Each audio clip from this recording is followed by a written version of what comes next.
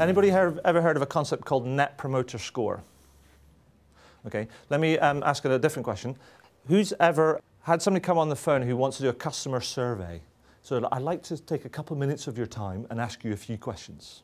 Ever had those sort of calls? And they're all like, on a scale of 1 to 10, how would you feel about this and how would you feel about that? This model was sort of developed out of the back of that. It's all done by a guy by the name of Fred Reichheld. And he basically said, you know what, I actually think a lot of those customer surveys, they create a lot of negative feeling and they destroy a lot of value.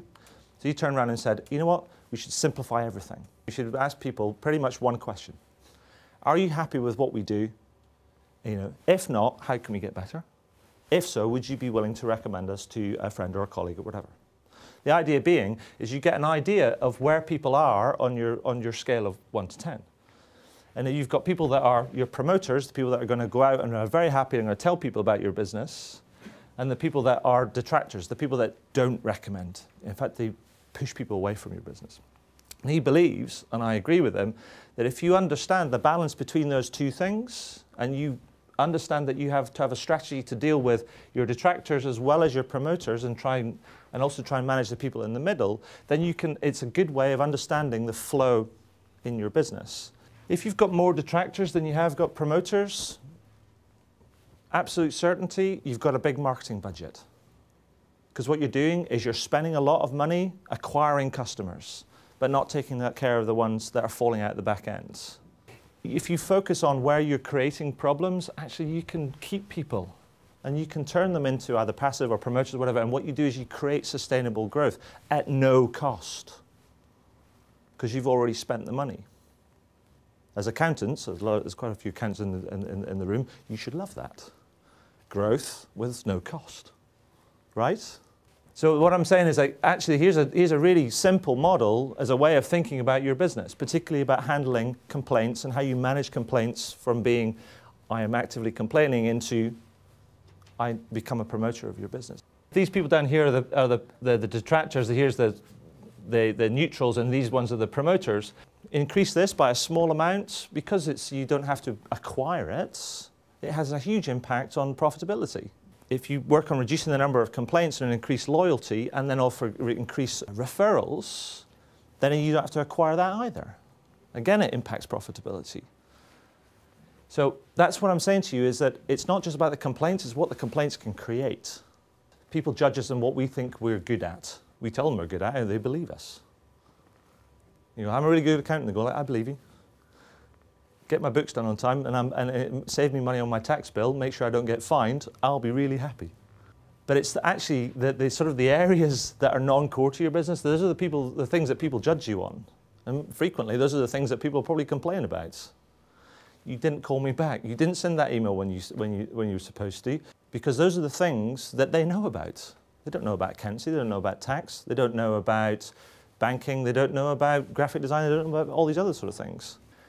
Delta Airlines, let me just tell you this story. Somebody lost their bag. Due to time pressure, they went to the lost luggage counter and they decided they were going to get a number to call it in later because they had to rush off to a meeting. They called later, but they were told that they couldn't take orders over the phone, they had to be there in person. They had to go to a meeting. After 3 calls, they said, actually, we can track your bag, but you'd have to pick it up in person or you'd face a charge for delivery. But this guy's already paid for a ticket. He then called Delta's HQ to be told by somebody, this is Delta Airlines policy, you just don't like the policy, we have no customer complaints number. How do you think he feels as a customer, given that they cancelled his flight, he was trying to get his bags back, and he was facing more sort of charges? Guess what all this does is this is about corporate policy, about saving money, about this is internally how we view our business, and we have no idea about how the customer perceives the business. Then you compare it to somebody in the same industry. Anybody flown with Southwest? Are they good? Excellent. They are cheap as chips as well. They are like the EasyJet of, in fact, they are the original EasyJet. Interesting thing, in their mission they say, they don't even mention flying. They talk about we're in the customer service business. They've won numerous awards. They're in halls of fame for this. So their business, they hardly do any advertising. The word just sort of spreads about them. But their focus is on customer service. Anybody ever heard of a thing called a customer complaint iceberg?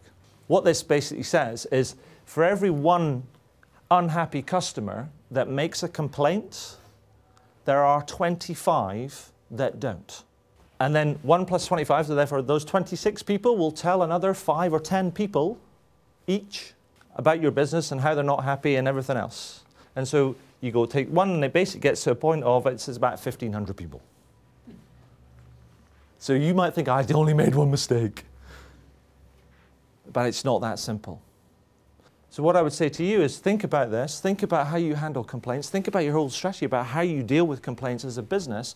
Are you using customer complaints as a strategy to grow your business? Because I think it's an opportunity.